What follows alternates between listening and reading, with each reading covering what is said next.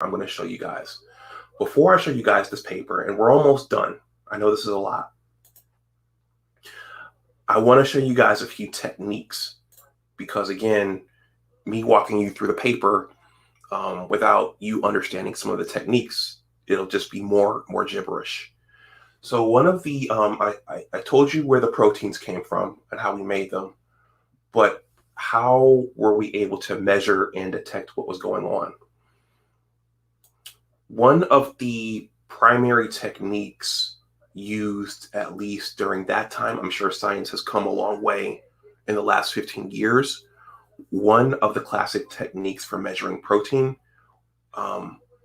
is the Western Blot analysis. How does this work? And I'm just going to try to keep this short. What happens is you take your sample, you load it onto a polyacrylamide gel. SDS stands for sodium dioxide sulfate. That is a detergent. So what that detergent does is it makes these proteins, it denatures the proteins. You see how they're all in their native conformation here. It makes the proteins lay flat and unwind it makes these proteins lose their structure, in a nutshell. So you load your protein mixture on the gel, you run the gel, the contents of that mixture, they spread out.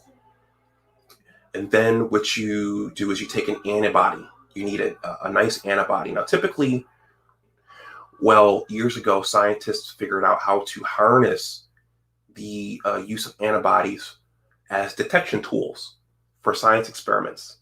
So what we were able to do was we were able to take antibodies raised against our protein, our nitric oxide synthase, and we were able to detect levels of it. So you take a primary antibody, and then you take a secondary antibody. My secondary antibody was labeled with iodine, so it was radioactive. And then you're able to take a picture like this one here in the corner. Okay, I know that was a lot. I'm gonna look at my comment section here. I wasn't aware that in vitro fertilization could be controlled. Well, yeah, arguably, you have more control over that than in vivo fertilization, Miss Burdine. Okay, so that's a Western blot analysis.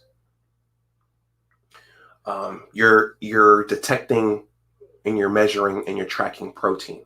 Okay, so now we're going to walk through the paper, part one of my graduate thesis.